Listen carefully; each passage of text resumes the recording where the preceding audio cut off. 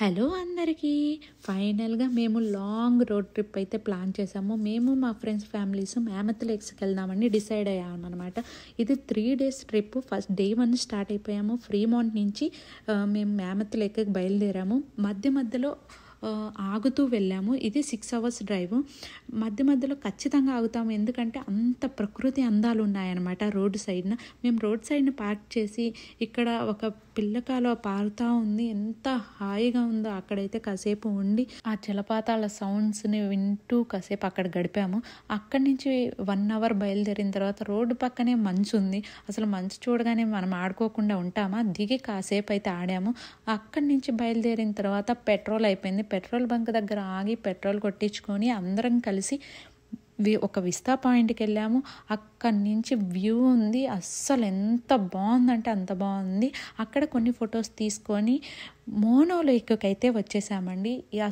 అక్కడికి వచ్చేసిన తర్వాత కార్లు అయితే అక్కడ పార్క్ చేసేసి ఇక్కడ చూశారు కదా, ఆ బోర్డుని అయితే ఇన్ఫర్మేషన్ తీసుకున్నాను. వెల్కమ్ టు మోనో లేక్ అని ఉంది.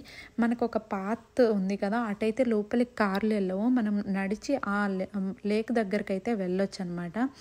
మేమందరం కార్లు పార్క్ చేసేసి నడుచుకుంటూ అక్కడికి వెళ్ళాము.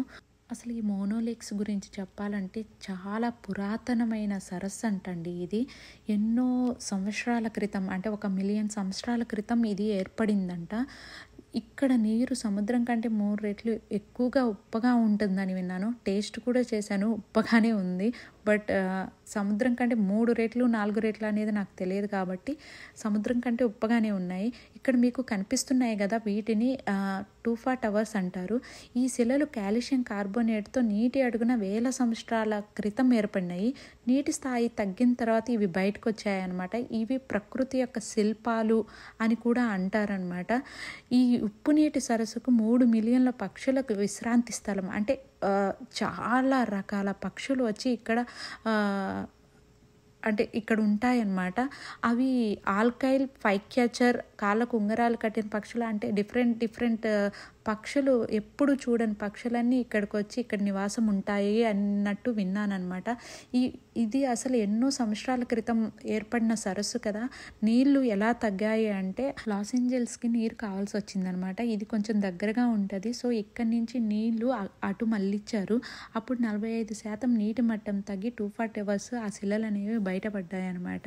కానీ తగ్గడం మనకు ఒక బాధాకరమైన విషయమైన, ఆ టూఫా టవర్స్ బయటపడడం ఒక అద్భుతమైన దృశ్యము. మీరు కాలిఫోర్నియా వచ్చినట్లయితే ఖచ్చితంగా మోనో లేక్ని మాత్రం విజిట్ చేయండి. మేము ఇక్కడి నుంచి మా విజిట్ మొత్తం అయిపోయి చూసి చాలా అద్భుతంగా ఉంది. మొత్తం అయిపోయిన తర్వాత మోనో లేక్ నుంచి మేము ఎయిర్బిఎన్బి బుక్ చేసుకున్నాం కదా, అక్కడికైతే బయలుదేరాము. మేము మొత్తానికి ఈ మోనో లేక్ని కవర్ చేసేసుకొని రూమ్కి అయితే వెళ్ళిపోయాము. ఇదండి మా ఎయిర్బిఎన్బి బుక్ చేసుకున్న రూము. ఇది హాల్లో ఒక టీవీ, సోఫా అన్నీ చాలా నీట్గా ఇచ్చారు. ఇది ఫైర్ అనమాట, వెలిగించుకోవచ్చు, కర్రలు పెట్టి వెలిగించుకుంటాం కదా అలాంటిది. బట్ మేమైతే వెలిగిలేదు. ఇక్కడ వాతావరణం చాలా చల్లగా ఉంటుంది.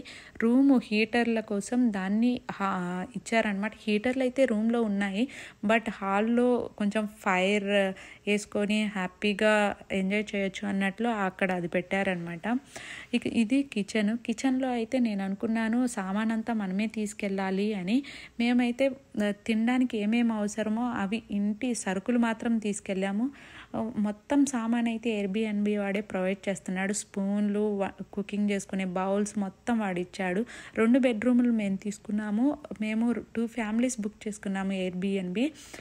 2 familiesకి 2 bedrooms అండ్ పిల్లలకి డిఫరెంట్గా ఒక బెడ్లు ఇచ్చేసారనమాట.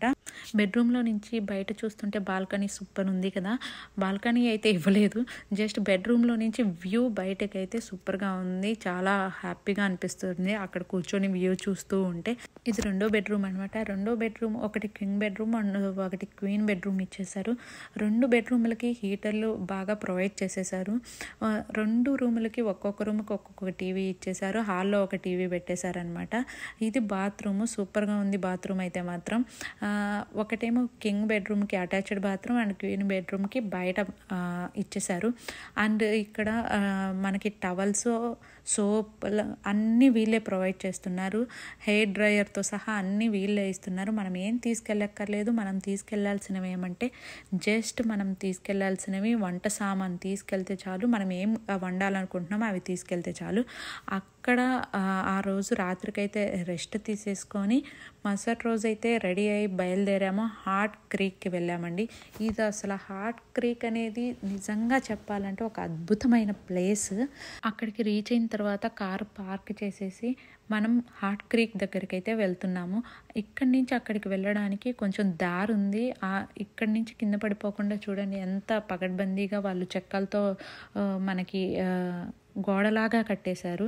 ఇక్కడంతా మనకి గోడలు అట్లా కట్టారు కదా, ఈ తీగలే కట్టేశారు. వుడ్ పెట్టారు అనమాట. ఆ వుడ్ పెట్టి కట్టేశారు. ఇవన్నీ రెస్ట్ రూమ్స్ కూడా మనకు అవైలబుల్గా ఉన్నాయి హార్ట్ క్రీక్ దగ్గర. మనం రెస్ట్ రూమ్స్కి వెళ్ళాలనుకుంటే వెళ్ళొచ్చు కూడా.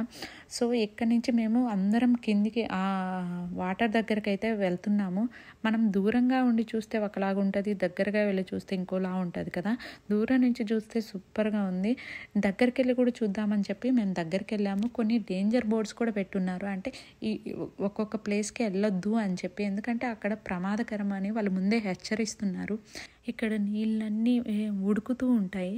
చూడండి అసలు ఎట్లా బాయిల్ అవుతున్నాయో కదా, మీకు కనిపిస్తున్నాయి కదా. అట్లా నీళ్ళు ఎప్పుడు బాయిల్ అవుతూనే ఉంటాయి. ఈ హార్ట్ క్రీక్ అనేది కాలిఫోర్నియాలో యొక్క సియెరా నెవాడా పర్వతాల్లో ఒక అద్భుతమైన ప్లేస్ అనమాట. ఇక్కడ నీరు ఎందుకు ఇంత వేడిగా నీళ్లు మరుగుతూ ఉంటాయంటే, ఇక్కడ నీరు భూగర్భంలో అగ్నిపర్వత శక్తితో వేడికి ఎప్పుడు నీరు వేడిగా ఉంటాయన్నమాట.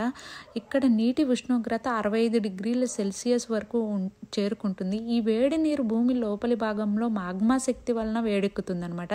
ఈ ప్రక్రియలో ఖనిజాలతో సమృద్ధిగా నిండిన ఈ నీరు చుట్టూ ఉన్న రాళ్లకు ఒక అద్భుతమైన నీలం, చూడండి ఆకుపచ్చ నీలం రంగుల్లో అసలు నీళ్లు కనిపిస్తూ ఉంటాయి. ఇక్కడ మనకి అక్కడ చూడండి అసలు పొగలు వస్తున్నాయి కదా, అదంతా నీళ్లు బాగా మరుగుతుంటాయి.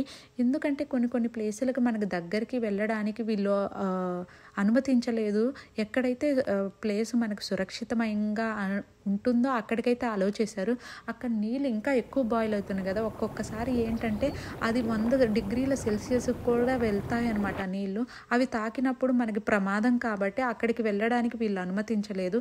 ఎక్కడైతే సురక్షితంగా తక్కువ వేడితో నీళ్ళు ఉంటాయో అక్కడికైతే పీపుల్ని అలౌ చేస్తున్నారు. అక్కడ మరుగుతూ పొగలు కనిపిస్తున్నాయి కదా, అక్కడికైతే అలౌ చేయట్లేదు. ఇంకా నీళ్ళు వేడిగా ఉంటే ఎవరైనా పిల్లలు అట్లా వెళ్ళినప్పుడు పడిపోతారని చెప్పి అలౌ చేయలేదన్నమాట. ఈ లొకేషన్ అయితే భలే ఎంజాయ్ చేసేసాము. ఇలా మొత్తం ఎంజాయ్ చేసిన తర్వాత మనం పిక్స్ తీసుకోకుండా ఉంటే అస్సలు బాగుంటుందా చెప్పండి. ఫోటోలు అయితే బీభత్సంగా తీసుకున్నాము, కానీ ఇక్కడ మీకోసం కొన్ని ఫొటోస్ యాడ్ చేస్తున్నాను. ఈ వీడియో ఇంతటితో ఎండ్ చేస్తున్నాను. ఈ వీడియో నచ్చినట్లయితే లైక్ చేసి, షేర్ చేసి, సబ్స్క్రైబ్ చేయండి. నెక్స్ట్ వీడియోలో మరిన్ని అద్భుతమైన ప్లేసులతో మీ ముందు ఉంటాను. Until then bye by.